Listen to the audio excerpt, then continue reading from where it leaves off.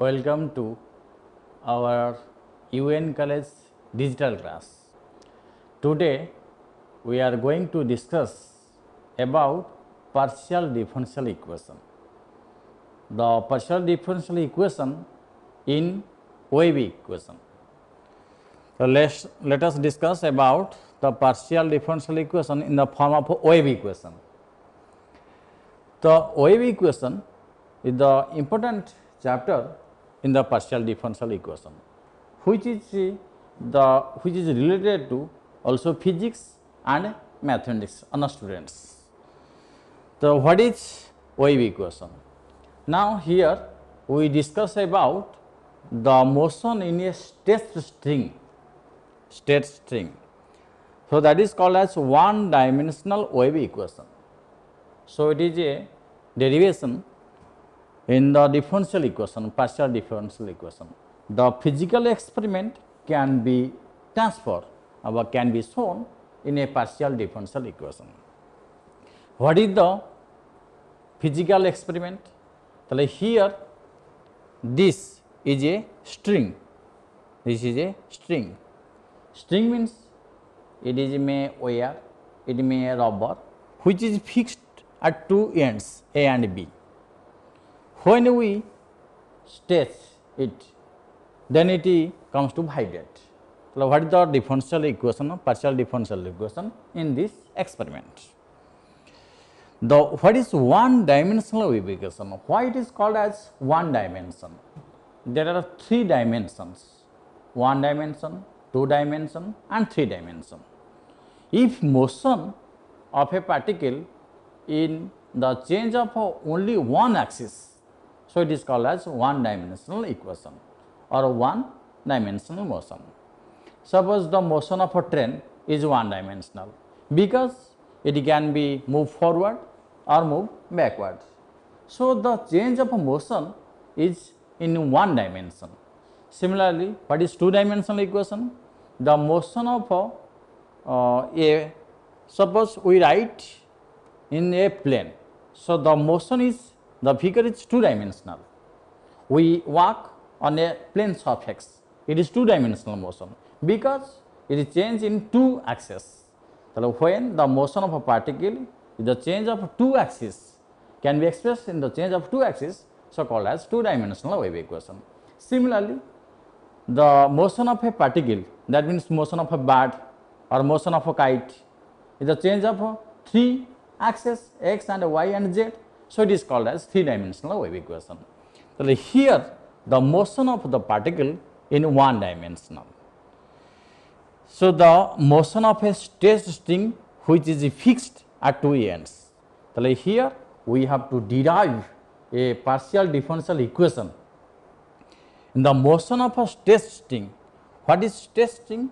When we tight a rubber band or we tight a wire, iron wire, in two different places, but the wire is tightly fixed at two ends A and B, and we stretch him, we have to allow it vibration.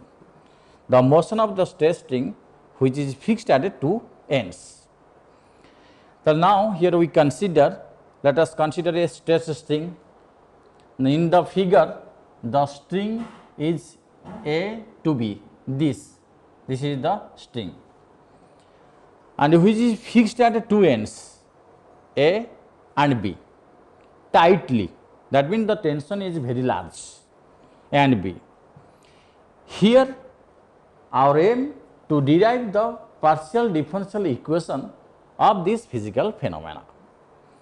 In order to derive a partial differential equation corresponds to this physical phenomena. This experiment is a physical experiment. This experiment is a physical experiment. Here we have to derive the physical experiment in the form of a partial differential equation.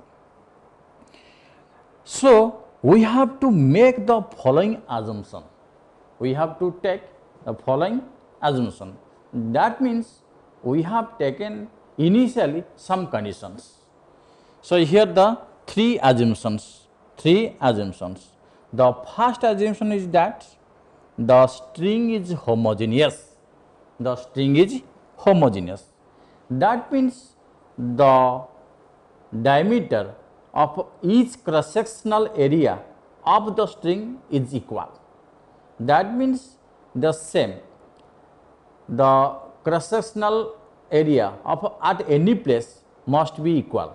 That means the string is homogeneous. क्या है कि मोटे उनका same है, हर तरफ मोटे same है, so it is homogeneous. That means homogeneous also depends upon its mass. That means the diameter is same and the weight of this any part, any equal part also same, so it is called homogeneous. The first is the string is homogeneous and perfect elastic. Perfect elastic means when you allow it to expand, it also expand, and if we release, then it come to original place. The string is perfectly elastic, perfect elastic or perfectly elastic. We can say perfectly elastic. Perfectly elastic means when we remove the deforming force, it comes to the original position. If we apply a force on a string and when we release, it does not come to original position, so it is not perfectly elastic. So when any material we have taken, when we apply the force, it can be expand. When we remove, so it can be moved to the original position. So it is perfectly elastic and does not offer any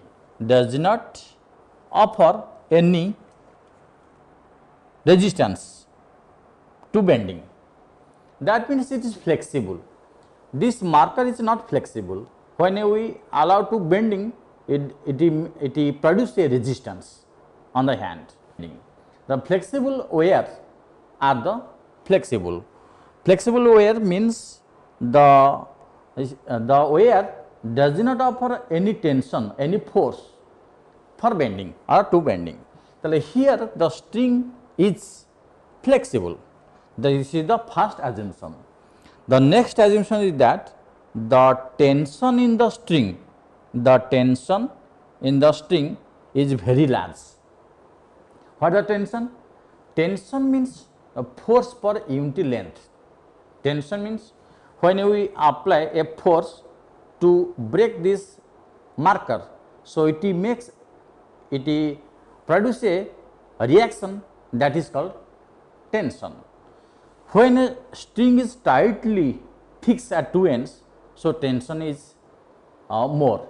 If we loose, so tension is less. So here the tension in string is very large. That means the string is very tightly fixed at two ends. As compared to the weight of the string, if we lose the string, so it can be hanging by the weight, by the gravitational force.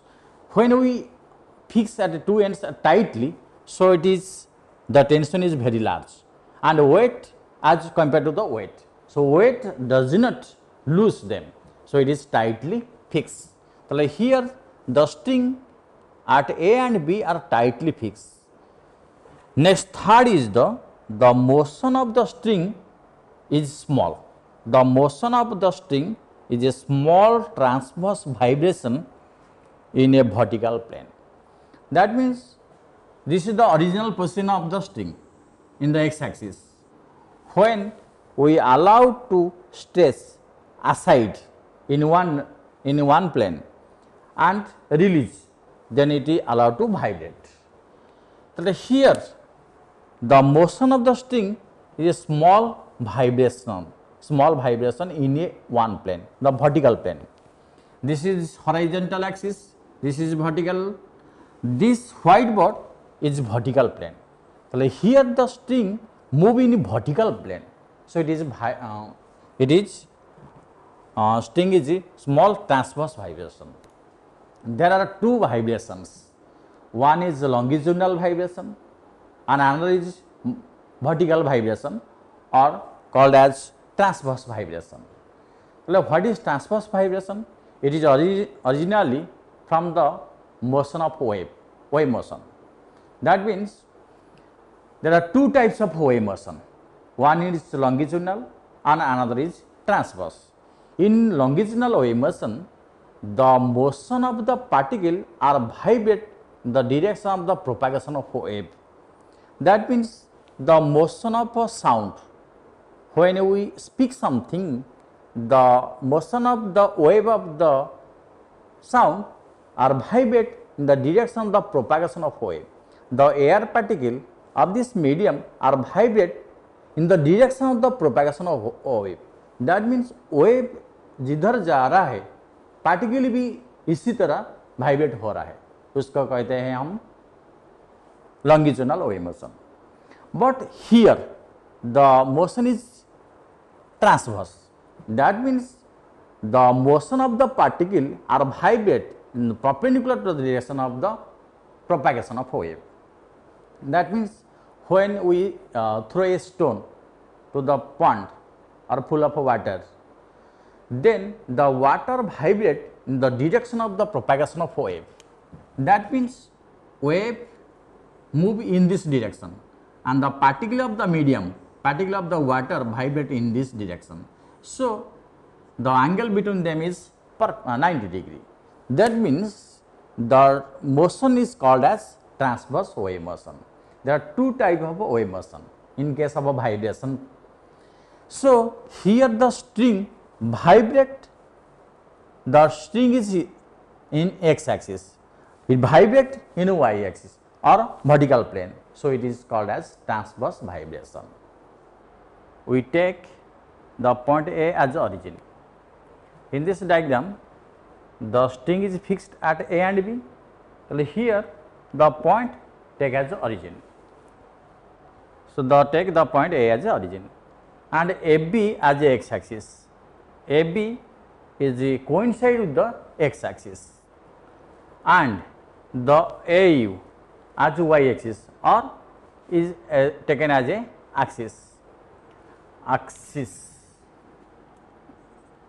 axis perpendicular to x axis. That means the u axis is similar to y axis, which is perpendicular to x axis. So that the motion of the vibration of the stress string entirely in this plane, this vertical plane or xy plane, or here xu plane. Here we have taken this as x axis, this is y axis. So the entire motion of the string, in this plane. Next, again consider that the string is released from the rest. That means when we apply the deforming force on the stress string, so this is the rest portion, this is the initial portion of the string. We apply the deforming force on the string and we allow to aside in the plane. When we release, the string is vibrate in the plane. The initial portion is the rest at this portion. This is the figure. So here the string is released from the rest and allowed to vibrate. When we release, the string is vibrate in the vertical plane or the vibrational axis. Again consider the small section PQ. Like here we have taken a small section on the string, that is P and Q. When we draw a perpendicular on x axis, so this length is x, this horizontal length is x, and when we draw another perpendicular, so this length is x plus delta x. So small section, the projection of the small section is delta x. So here we consider small section is PQ of the string. So here two tensions are there. At P, suppose it is T1 and Q it is T2.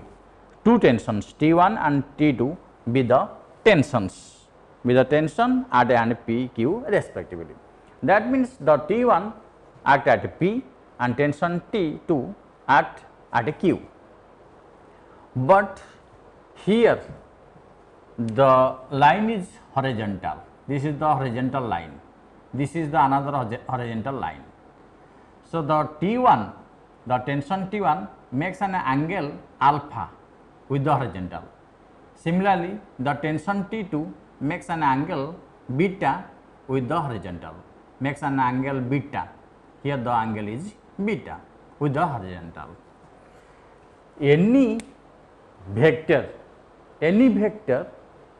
can have two components, or can have two components. That means it has two rectangular components. Any vector has two rectangular components. Suppose R is a vector and the angle is alpha with the x axis. So this component along x axis r cos theta, and this is the another component r sin theta. Any vector can have two rectangular components, and when we combine these two, components, we make the vector. Suppose we know that resultant of a vector a and b is equal to a square plus b square plus 2ab cos theta, square root of this.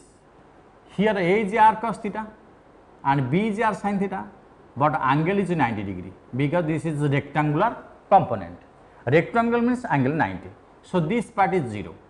Only r square cos square theta and r square sin square theta. When we taking common r square from the both, the result is also r. That means a single vector is equal to the sum of these two vectors. Suppose we have two hands. These two hands are our component. The work of two hands is equal to my work. So the vector r is divided into two parts, r cos theta and r sin theta.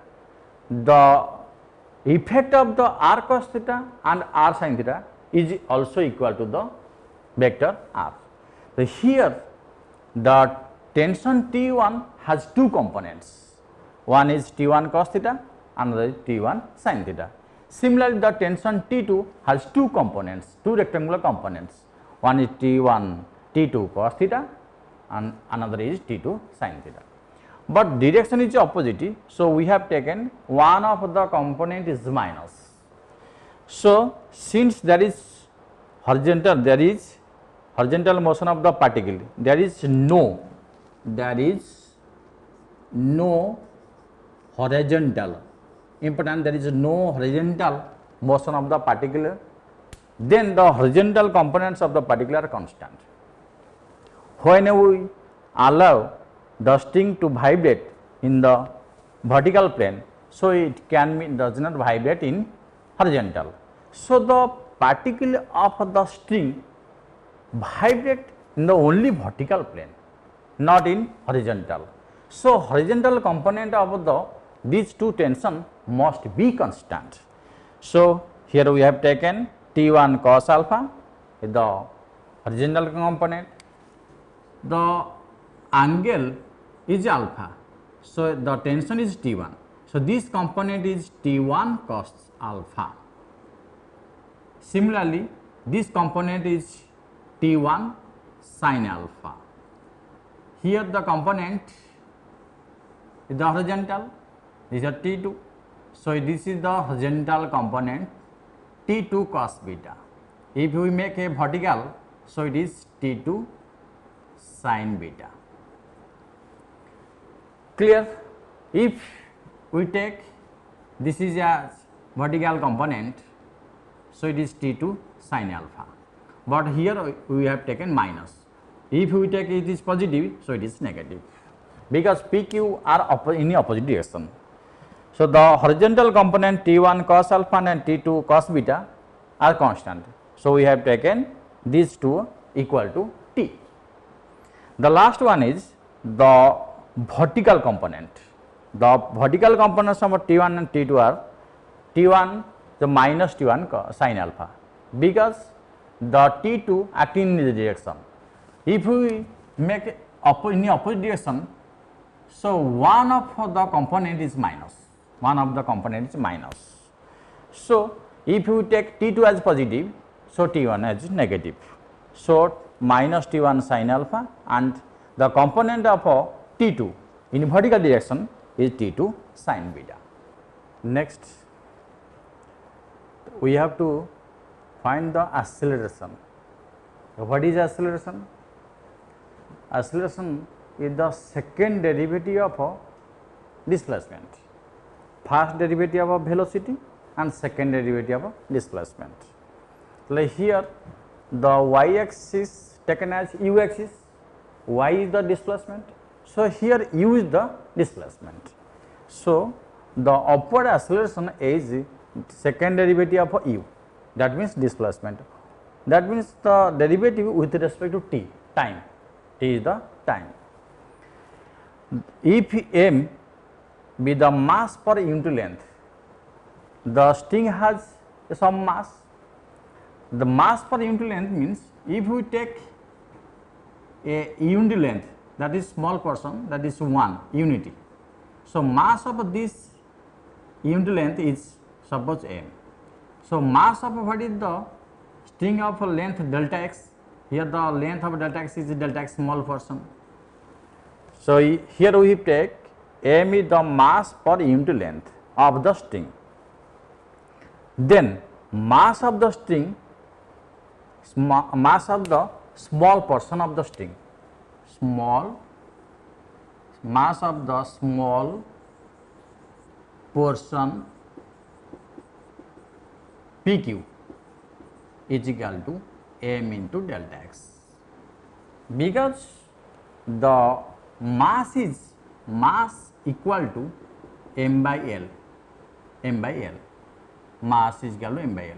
So mass of the portion PQ is equal to mass and length of the string. So this is m, mass per unit length is m, and delta x is the length of the portion. According to Newton's second law of motion, the resultant tension is equal to force, and force is equal to mass into acceleration. Tension is otherwise called as force.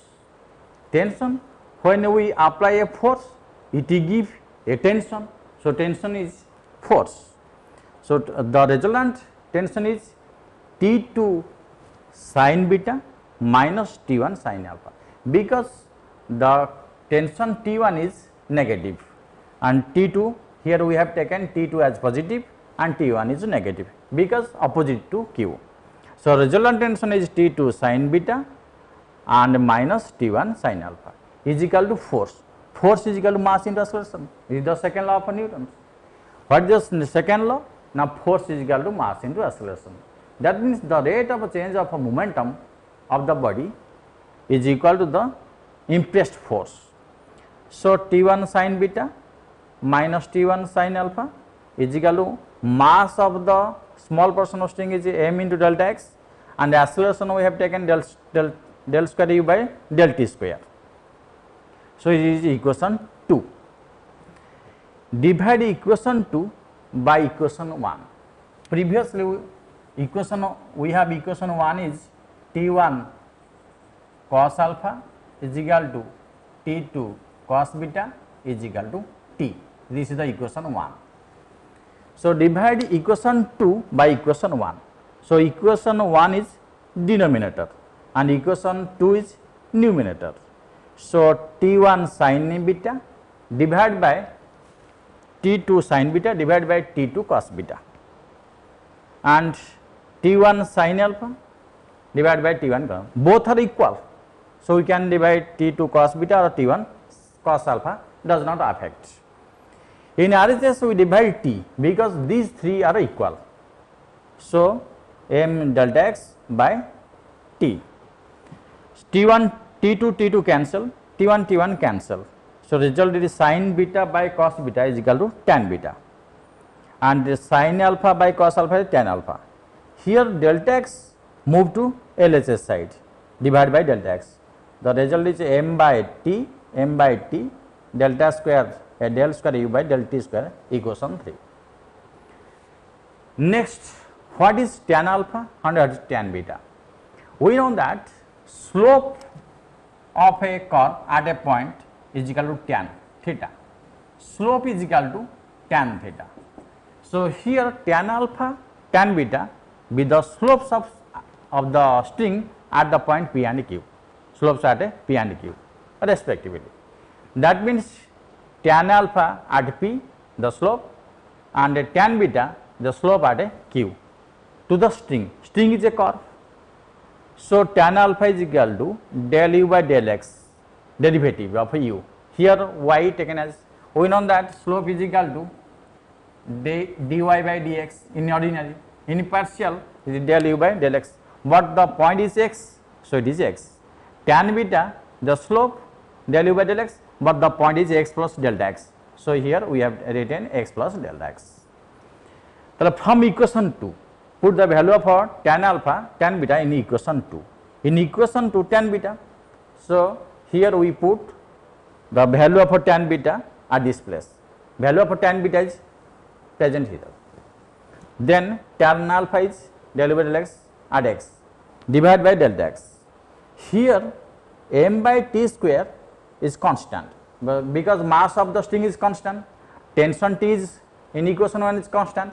So, the constant is 1 by c square, we take 1 by c square is equal to 1 by t is a constant. Here we take P and Q so close, P and Q, if P and Q are very small, that means delta x tends to 0. In limiting case, as P tends to Q, that means P and Q are so close, then delta x tends to 0. The small portion of the P Q tends to 0.